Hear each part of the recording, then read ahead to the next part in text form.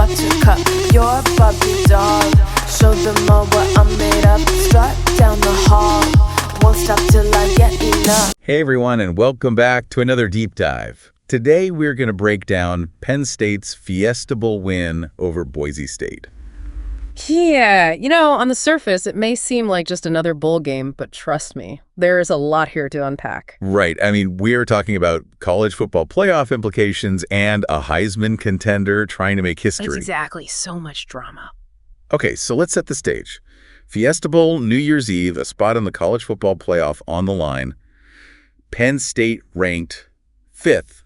Boise State ranked 8th. And actually, Boise State was the higher seed going in. Right, which is kind of crazy when you think about it. And Boise State, they have this whole reputation. Underdog spirit, for sure. Yeah, especially at the Fiesta Bowl. I mean, who could forget that 2007 game? Totally. So everyone was expecting a close game, and at first it really seemed like Penn State was going to run away with it. Yeah, they jumped out to a 14-0 lead. Drew L.R. had those 2 touchdown passes early. Yeah, those are some beautiful throws. The first one to Tyler Warren in the back of the end zone, perfectly placed. And then that deep strike to Omari Evans. I mean, it looked like Penn State was unstoppable. But then Boise State did what Boise State does. They just never give up.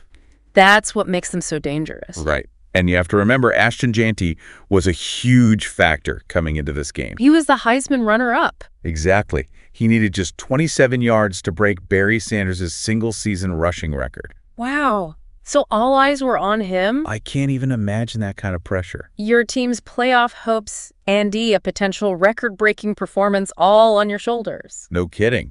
It's no surprise that Penn State's defense was keying in on him.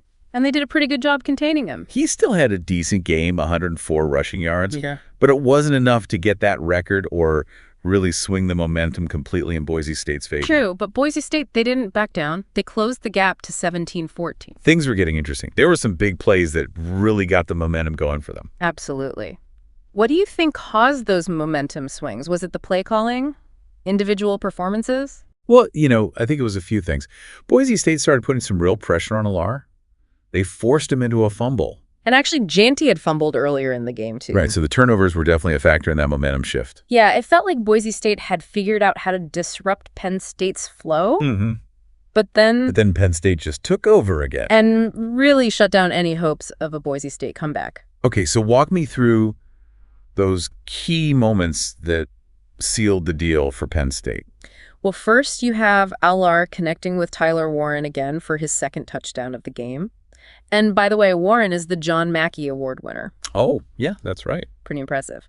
So that shows you Al-Ar stepping up and answering the critics who've questioned his style of play. And then there was Nick Singleton. Oh, man. That 58-yard touchdown run. Their excitement. It was electric. And we have to talk about Penn State's dominance at the line of scrimmage. Yes, absolutely. They controlled both sides of the ball for most of the game, and that really made a difference. Now, on the other side, Boise State ran into some trouble. Yeah.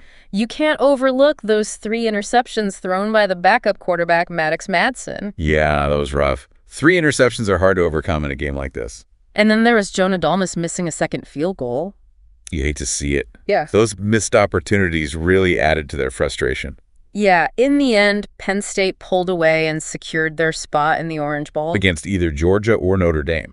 2 powerhouse programs. This is where things get really interesting. Right. Because you're talking about 2 very different opponents, each team with its own strengths. So what are your thoughts on how those potential matchups might play out for Penn State? Well, Penn State shut down Gene Dalton pretty effectively. And remember, he was a Heisman contender. Right. So that suggests that their defense might be strong enough to challenge even a team like Georgia. But then you have Notre Dame's offense. Which is no joke. Not at all. They're a force to be reckoned with. So it's going to be a real challenge for Penn State no matter who they face. Okay, before we get too ahead of ourselves, let's not forget about Boise State. What's next for them after this tough loss? Well, they have some time to regroup and address those issues that we saw in the Fiesta Bowl. Like the turnovers? Exactly. They need to clean that up. Their next game isn't until August 30th against South Florida. So they have a while to prepare. It's a fresh start, a chance to really build on their strengths and come back even stronger next season. This Fiesta Bowl was a roller coaster ride. It really was. From Penn State's early dominance to Boise State's incredible comeback attempt, it was exciting from start to finish. And now with Penn State heading to the Orange Bowl, we're in for even more great football. I'm excited to see what happens next. What stood out to you about this game? I think it really highlighted the importance of resilience and adaptability. Both teams faced setbacks, but it was Penn State's ability to adjust and respond that ultimately made the difference. That's such a good point. It's not just about talent, it's about how you handle those tough moments and find a way to rise above them. Okay, before we wrap up this part of our deep dive, I have a question for you listening. If Penn State was able to shut down a Heisman-caliber running back like Jermaine Henty, what does that tell us about their potential against the likes of Georgia or Notre Dame? I mean, can they replicate that success against other elite offenses? Yeah, that's the million-dollar question, isn't it? It's definitely a good sign for Penn State fans, especially going up against those offenses in the Orange Bowl. Right.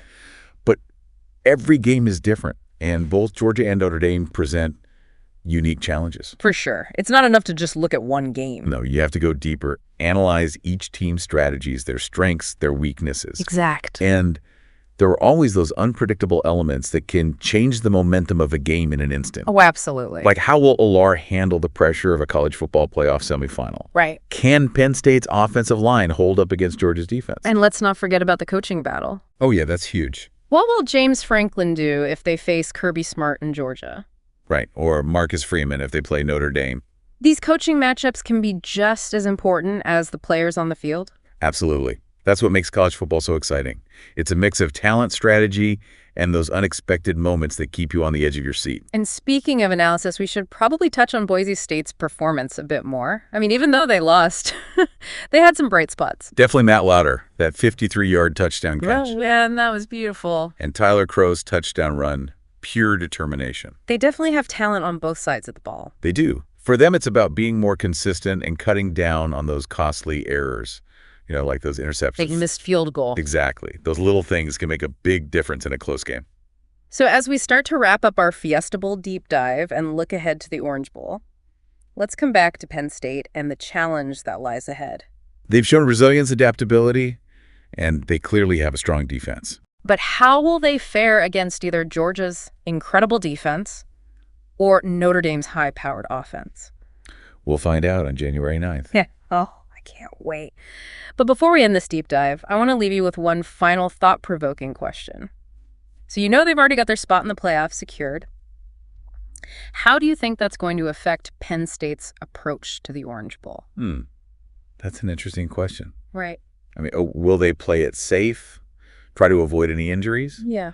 Or will they use this game as a chance to make a statement? You know, really prove they belong in the conversation with these top programs. Yeah, it's a tough call for the coaches. It is a real dilemma. Yeah. You know, prioritize the immediate game risk, potential injuries, or take a more long-term approach. Protect your players for the bigger picture. It's got to be a lot of pressure. Oh, for sure. Yeah. Not just for the coaches, but for the players, too. These are young guys, Yeah. you know, full of energy, competitive drive, Yeah. eager to prove themselves on a big stage. Right. And, you know, the coaches might be thinking about being cautious. But the players probably just want to go all out. Yeah. It'll be interesting to see how Coach Franklin handles that dynamic and what kind of game plan he comes up with. This is what makes sports so great, isn't it? Absolutely. It's not just about the physical competition. It's the mental game, the strategies, the human element, you know? Exactly. All the things that make it so unpredictable. And that's what I love about these deep dives.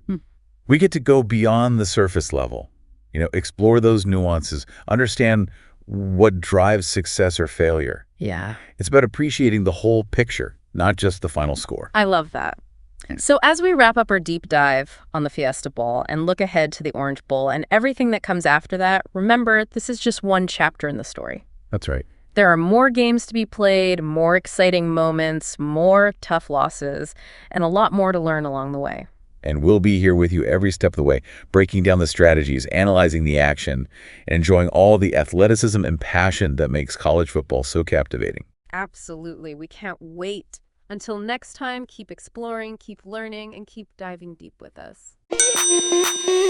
Sound the alarm. I'm coming up. We'll have a ball. I'm sweet like a buttercup. You're a Barbie doll. Show them all what I'm made of. Strut down the hall. Won't stop till I get enough.